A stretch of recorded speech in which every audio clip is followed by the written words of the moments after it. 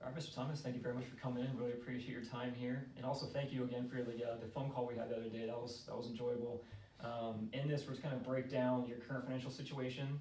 That's going to go over a net worth statement. We're going to talk about your goals, and wrap up here with a few things that we might have some improvements or some recommendations right off the bat before we dive too deep into it. Does that sound good? Sounds good. All right, perfect. My colleague Gio here is going to kick us off, and we're going to go over your net worth statement. All right.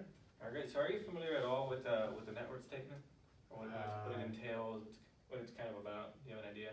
Not really. I've never heard of net worth statement. I don't really know much about Okay, yeah, finance. that's no problem at all. So we've actually, we computed your net worth statement for you here, and printed this out for you so you can follow along as we go through it here. So a net worth statement is really just it's a high level overview of what you have, your current assets and your liabilities. We totaled them up, basically your assets and your liabilities, and then the difference between that gives you your net worth, so that you understand where you're at, compared to your assets versus your liabilities. Like, are you under, are you over? That's a good idea to look. If we're tracking this month by month, we can look back on it and see if you're making improvement to your net worth. So here we have your net worth statement, and like I said, your assets, what you own really. So we're you're sitting on like 1,150, and what they say is liquid investments. So this would be your cash that you can pull out on hand.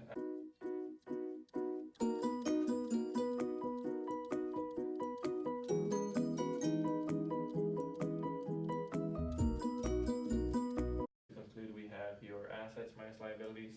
So that's the $401,000 minus the $292,000 to give us $109,000, $110,000,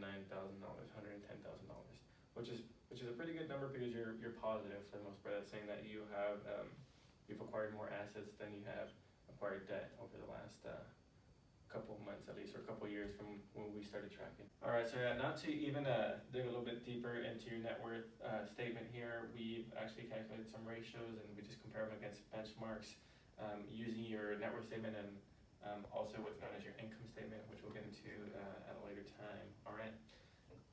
All right, Mr. Thomas, so what we see here, like my colleague Gio said, is just a kind of a further breakdown from your net worth statement. So we have a few benchmarks and ratios that we're looking at. So kind of last point that Gio touched on here, we have your assets versus liabilities. So as you can see, your total assets there in gray, about 58% of your total net worth, and then you got the total liabilities, so all your debt combined is about 42%. So just like he said, assets exceed liabilities, that's great, it means you're positive, you're not underwater there in debt, so that's definitely good news. And if you look off on the right-hand side of the screen, these are the ratios that Gio mentioned earlier. A couple of different ones that really stand out that we use as benchmarks. First, we got the back-end ratio. That back-end ratio is pretty much all of your monthly debt expenses compared with your monthly income. So exactly where he's pointing there. So all your current expenses with your mortgage, your credit card payments, your student loans, your auto loan, things like that. That compared to your current monthly income is what comprises that back-end ratio. As you can see, the financial benchmark is roughly about 36% or less is ideal what we're trying to get at. Your current ratio is about 72%, so it's a bit high compared to the benchmark, but we definitely have a few ideas. And we'll talk further about that in the recommendation section on how to get that down, so how to reduce that overall debt to get you into that benchmark. Front-end ratio, that is your current mortgage obligations versus your income. So that's actually below the benchmark at 22%. That's great. That means that your mortgage payments are actually, compared to your income, are less than the national average. And then kind of going off that consumer debt ratio, it's similar to the back end and the front end. Really the main difference there is the consumer debt does not include your house payments. That's mainly just, again, kind of consumer debt. So credit card payments, your car loans, student debt, things like that. And that's compared to your income. So again, like the back end ratio, that one's a little high as well. We'd like it to be at 20% or less of your income. But again, like I mentioned, we have a few ideas to get that down to the benchmark, and I think that'll drastically improve your lifestyle and your current situation. This one kind of a small thing I want to touch on just as a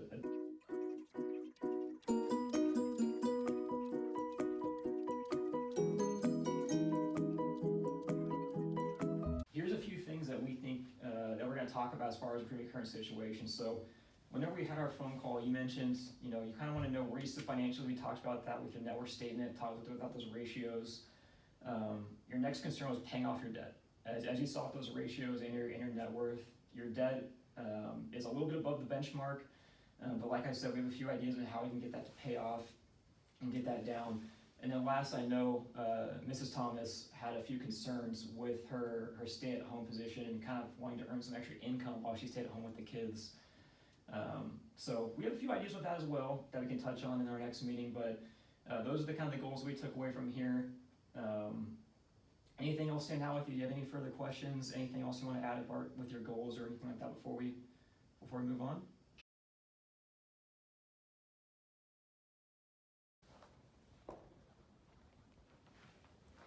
Hi, Sam.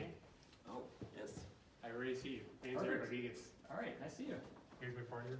Oh, Hey, Brad Whiting, how are you? I think Brad. Have you followed to your office or Well, what? thank you for meeting with us, Mr. Thomas. I know last time we talked, you had mentioned that one of the things that was really concerning you was the consumer debt that you and your wife had been talking about. And so after we had assessed your financial situation and we went over the net worth statement, some of your ratios, we went back and we reprioritized some of those debts and how you're currently paying them. And we wanted to look at whether there was a way that we could assess those payments differently or restructure them in such a way that it would actually help reduce that burden in less time and be more financially sound for you. So if you look here, one of the things that we noticed was when we took what you're currently paying month by month on that debt, if we actually prioritized those higher interest debts, we actually can look at a payoff schedule that reduces your time to pay them off by about 11 years and saves you about $51,000 in the long run. Yeah. And so if we reprioritize it, you're actually looking at paying all of that off by March 2030. I'm sorry, so you're saying right now, my current payoff, if I'm doing what I'm doing right now, it's gonna take me 21 years? Yes, that's correct. And that includes the house, all the cars, the medical debt, the credit cards, everything like that. Wow, okay.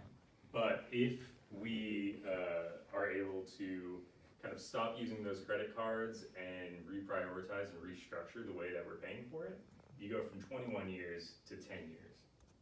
Wow, that's a big difference. So while I'm paying this all back, if I heard you correctly, I can't use any of those credit cards I use to pay for my everyday expenses. So what would I need to do in that sense? That is correct. But the reason that we feel comfortable in saying that that's possible is when we took a look at your financial situation here, we actually noticed that at the end of the day now, with your current spending as it is, you actually have a net cash inflow month to month in surplus. So you actually do not technically need the credit cards. And at this point, they're almost kind of becoming a burden and a drain on your liabilities. Oh, wow, okay. I didn't even realize that. That's good to know. Yeah. And then just debt payoff schedule wise, you can see that we're reprioritizing those high interest ones. So if we start doing that, then we're gonna treat the payments a little bit differently than we are right now. And what's gonna happen is those higher interest debts are gonna start being paid off sooner. And then the money that you were spending on them is gonna be rolled up and you're gonna add it to the next highest interest debt. And if we do it that way, you will be essentially debt-free by March 2030. Oh, okay. That makes sense. Okay, and so one of the things we did see is that you guys did start a new Etsy shop. It's just started, you don't have any more sales, or you don't have any sales at the moment. Unfortunately, that's not really our expertise, but we do know some business consultants that can help you with that. We don't want to leave you just hanging there not knowing what to do. We do want to make sure you get the right help with it. So we will be giving you their business card that way you can contact them, and hopefully they'll be able to help you out with that. On top of that, one thing that we've noticed is that she does have a teaching degree. And so now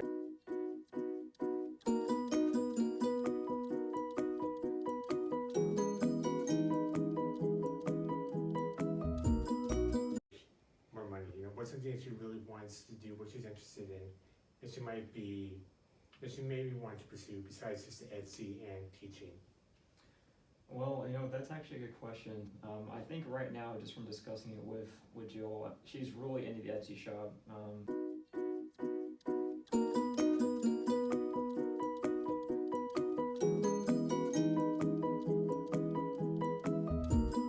Are there any other goals that you and your wife might be interested in pursuing? One thing that we did notice is that you do have 2 kids, but even though you are investing a lot of money in your retirement, we did notice that you don't really have any savings put aside for them for their college, for their education. So that's something you might be interested in, maybe after paying off, or maybe even implementing a plan now while you're going to pay this off, to start a savings fund for them for their college in the future. I didn't even think about that. I guess all the debt and us just worrying about our financial situation, that just kind of fell to the wayside, so.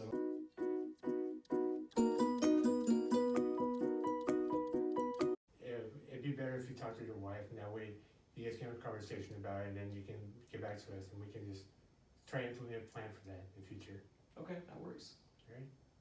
Well, any more questions you have for us?